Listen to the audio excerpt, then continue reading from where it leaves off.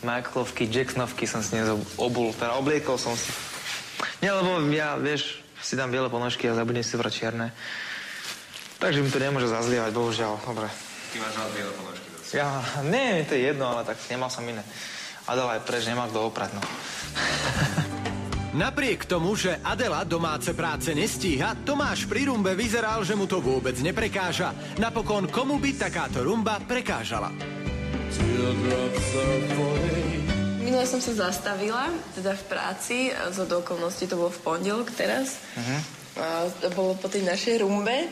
Tak ma privítali takým tancom.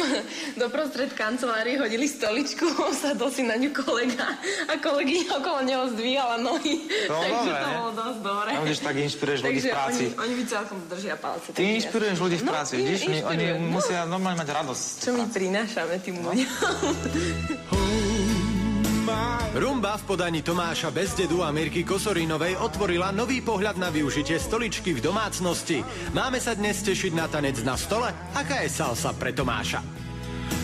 Tak mi sa zdá tá salsa ťažká, pretože sme to nerobili ešte vôbec a teraz som s tým prvýkrát stretol a je to naozaj náročné, aj keď je to taký trošku statický tanec na mieste, ale ruky a prepetlačky ako kung fu, bojové umenie, tak to je náročné a ten valc je opakom pre mňa ľahší, ale iba na to zapamätanie tej choreografie, že tie kroky si lepšie zapamätám ako tú salsu, ale zase ten valc je náročný, to držanie tela, hej, a musím sa asi vystušiť si, musím svaly nejako, lebo Vystušiť svaly. Pindať, že sa krivím, hrbím sa. Včera sme boli v obchode a kupoval si také...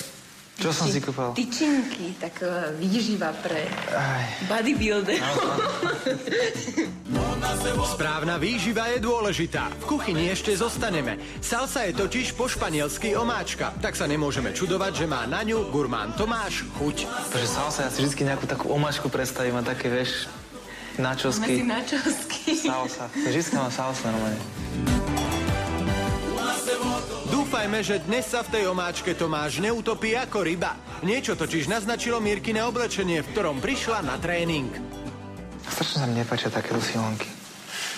Vyzerá jak rybárska sieť. Vidíš, Dobre. s jakou rybkou tancuješ.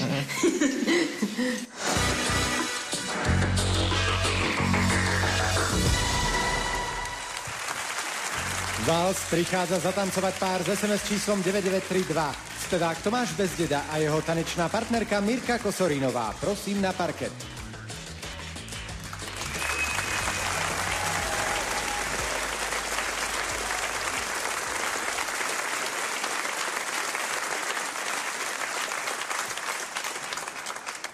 Dámy a páni, vals.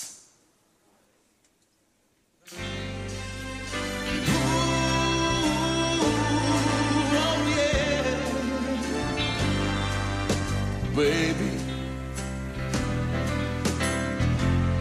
don't you want me to go?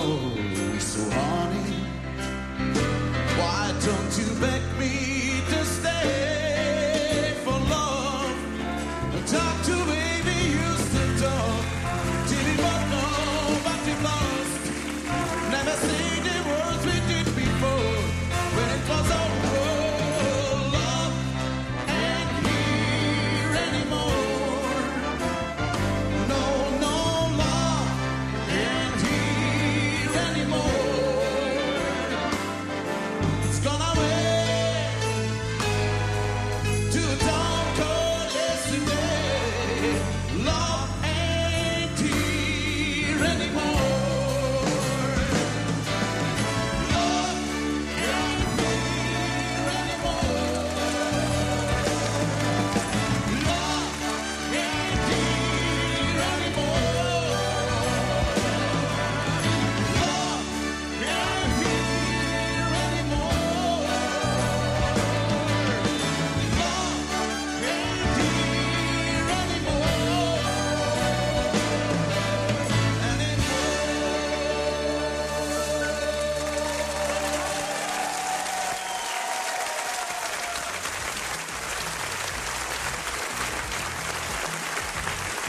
Tomáš Bezdeda a Mirka Kosorínová tancovali vals.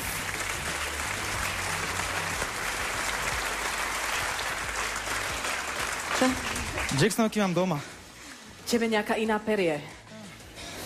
Ako je to možné? Suseda, taká babka. Pozdravujeme. Ďakujem. No dobre, takže máme za sebou vals, tak ty si sa vyjadril dosť výrazne k tomu, ktorý tanec je náročnejší. Mirka, ktorý tanec je náročnejší pre teba na tancovaní s Tomášom? No, pre mňa je náročná salsa, ale s Tomášom mi ide lepšie. No, naozaj, ja nie som taká salsistka a musím sa priznať, že ten, kto ma bude v tej salse viesť, bude ozaj Tomáš. Tak latinár, vieš. No. Teraz sám o sebe tvrdí... Ľudí do nás bude viesť. Ale teraz hodnotíme štandardný tanec, hodnotí porota. Ja? Dobre. To, ako Tomáško bojoval s valcom, to sa v slovenských rozprávkach nazýva, že junácka pasovačka. Tomáš, moji technickejšie, erudovanejší kolegovia určite nájdú 100 chýb. Ja som v podstate spokojný, klzalo sa, padalo sa, zdvíhalo sa tak ako treba, ale ja opäť mám čo povedať, čo sa týka tvárovej prezentácie. Áno, valc je tanec snívavý, rojčivý a namiesto Rojka, tam ja neviem, prečo bol Tomáš Bezdeda Bojko.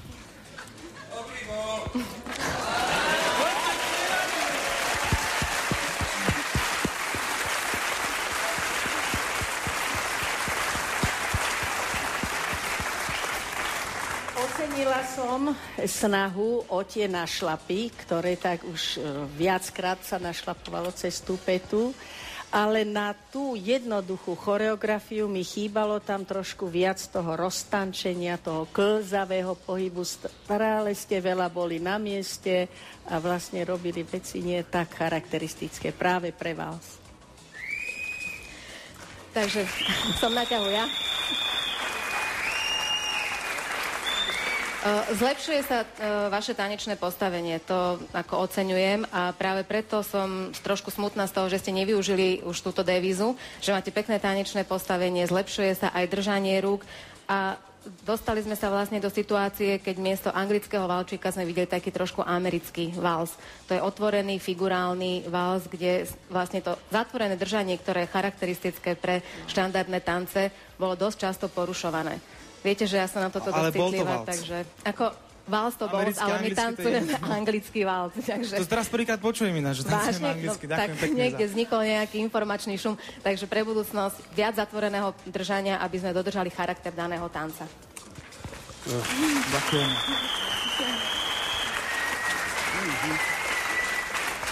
Ja to asi vysvetlím, lebo je to asi, jak sme minule hovorili o Marošovi, že ten koeficient obťažnosti, že on si ho zvolí vždycky možno ťažší, ak zvládze, ale aspoň sa s tým bije.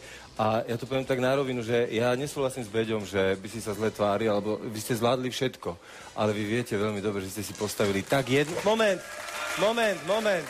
Ale vy ste si postavili tak jednoduché kroky a tak jednoduché väzby, že ste vedeli, že to takto oklamete. Ja to nezvládnem, ja tam nesúťažím. A hodnotíš. No vidíš. Takže proste jednoducho, ja si myslím, že to bolo tak jednoducho zvolené, že ste to proste trošičku oklamali. Postavil nám to pán choreograf tentokrát. Dobre, takže ďakujeme choreografovi Mirke Kosorínovej a Tomášovi Bezdedovi. Ďakujem pekne.